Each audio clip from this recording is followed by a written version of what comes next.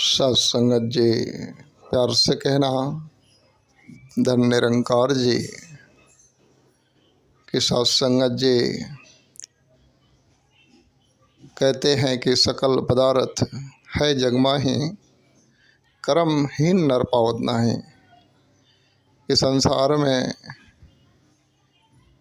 सारा कुछ भरा पड़ा है, जो भी जीवन में चाहिए एक कर्म के जरिए इंसान प्राप्त करता है और उसका सुख और आनंद भी उसे प्राप्त होता है।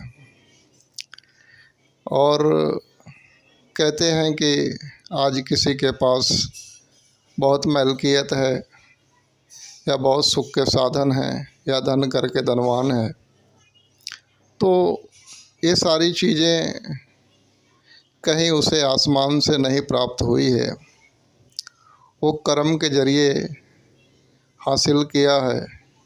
और वो चीज़ें मालिक ने इस संसार में पहले से ही पर्याप्त रखी है, मौजूद है सब कुछ। क्योंकि किसी ने भी हासिल किया तो कर्मों के जरिए हासिल किया। तो कहते हैं कि जीवन में जो भी सुख के साधन चाहिए, सुकून चाहिए, आनंद चाहिए, तो उसके पीछे का जो कर्म है वो करके उसे प्राप्त किया जा सकता है। लेकिन एक बात इस संसार में देखने को मिलती है कि इंसान जो है, एक ही संसार में सारी व्यवस्था सेम है, सबके लिए सूरज एक उगता, धरा एक है, हवाएं एक तरह की बहती हैं, सारा कुछ परमात्मा की तरफ से सेम है, कोई फ़र्क नहीं है।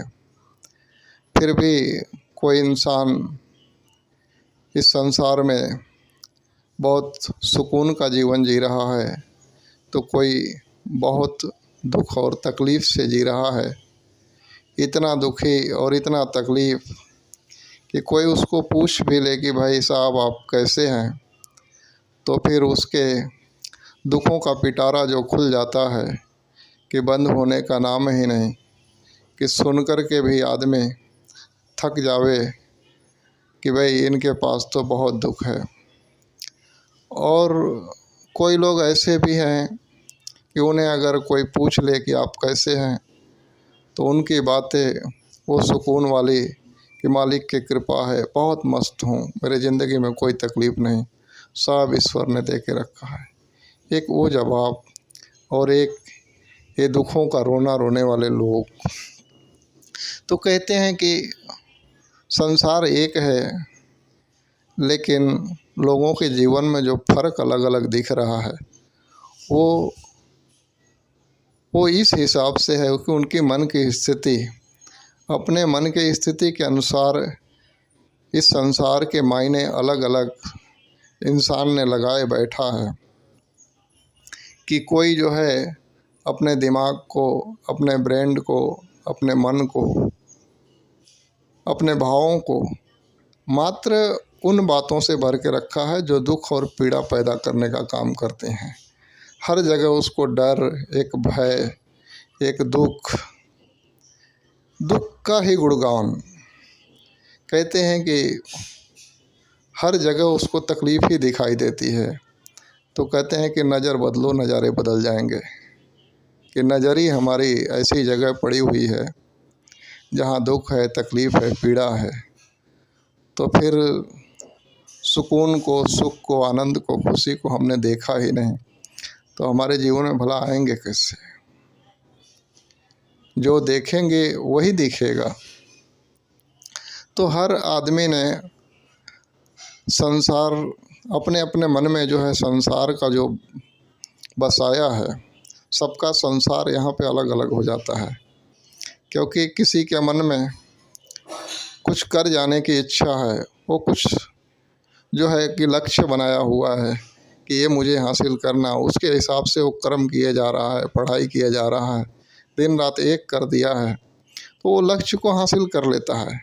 और किसी के पास लक्ष्य ही नहीं है, उसके मन में ये है कि मेरी जीवन में तो दुख जाने ही वाला नहीं है, मैं तो कभी सुखी हो ही नहीं सकता, मैं तो बड़ा गरीब आदमी। तो ये सारी चीज़ें घूम रही हैं। तो देखना होगा कि दिमाग के अंदर क्या घूम रहा है।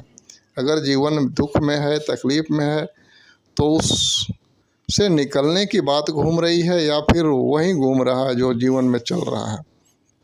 तो जो जीवन में चल रहा है, अगर वही घूमते रहेगा तो फिर वही मिलता रहेगा। जो चाहिए हमारे जीवन में, उस बात को, उस विचार को, उस नॉलेज को चलाना पड़ेगा, तब जा कर के हमारा जीवन बदलेगा। क्योंकि सोच नहीं बदलेगी तो जीवन नहीं बदलेगा। किसी का जीवन बदल रहा है तो उसके पीछे उसके सोच और कर्म बदल चुके हैं। उस पे ध्यान दीजिए कि उसने अपने सोच को और अपने कर्म की दिशा को बदला है, तो जाके जीवन बदल रहा है। और हम दुखों में, परेशानियों में हमारा जीवन पड़ा हुआ है, तो हमारी मन बुद्धि को भी हम दुख में और परेशानी में ही घुमाए जा रहे हैं। हमें जो जीवन में चाहिए वो सोचना पड़ेगा। जब वो सोचते हैं तो हमारा जीवन जो है कि ऑटोमेटिक बदलना ही बदलना हो जाता है। तो आओ, बाबा जी भी कहते थे कि नज़र को बदलो, नज़ारे बदल जाएंगे। कश्तियाँ बदलने की ज़रूरत नहीं, दिशा को बदलो, किनारे बदल जाएंगे। तो अपने कर्म की दिशा को बदलें, अपने सोचने की स्थिति को बदलें, सब कुछ बदलना ही है। प्यार से कहना, धन्य निरंकार जी।